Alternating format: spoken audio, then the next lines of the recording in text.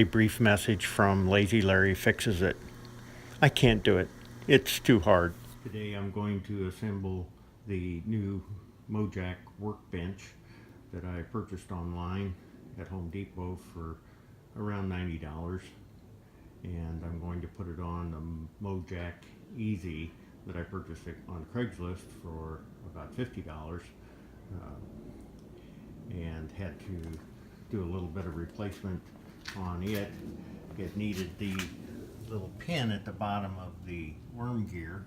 That little roll pin was missing, and so I ordered that online, put that in, lubricated the worm gear up a little bit, and replaced the roller here that will fall out if you don't put that in the right position and lock it up here in one of the locking holes to keep it from coming out and allowing that to drop out. So I will go ahead and start unboxing my new workbench so that I can lift lawnmowers and snowblowers up a little more comfortable working height.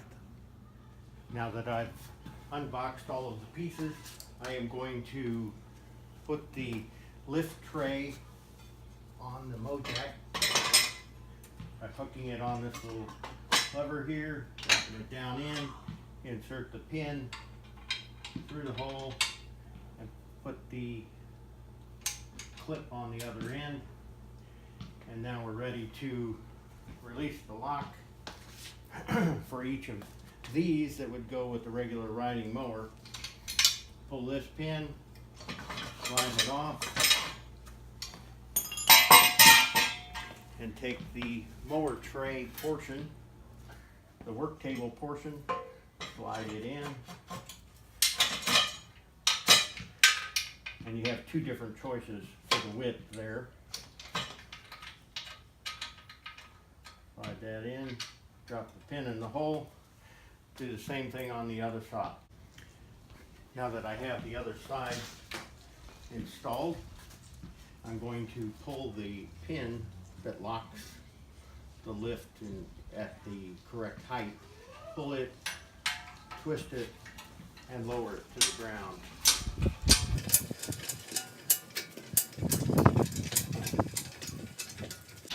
And you can use the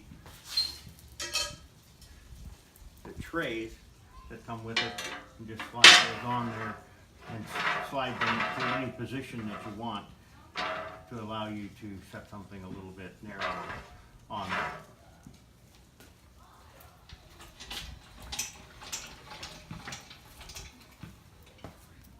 Now that I have everything assembled, I'm going to roll a snowblower up on it that's a little bit too narrow for it. I just raise the front of the snowblower, slide it in as far as the wheels go, and then lift up and slide until I get the wheel making contact with the sled. I'm going to slide it on up until that wheel is on the tray in the back here. And then I will lock this in place with the clevis pin and the hairpin. The clevis pin slides through.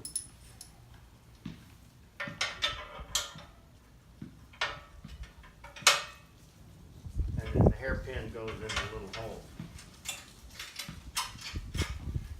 Since the snowblower is just a little bit narrower than the trays, the slides for the wheels, I've taken a couple of bungee straps and attached them so that it's more secure and won't flip off there or start rolling on me. Now I can easily reach all of the bolts from my chair instead of having to bend down to the ground level and work on it that way, which puts quite a strain on your back and shoulders after a few hours. Thank you again for watching my video today. Please subscribe to my channel on YouTube, Lazy Larry Fixes It. I will be adding additional videos on carburetor repairs and repairs on lawnmowers, snowblowers, wood chippers, etc. Thank you. I guess I really can do it if I try.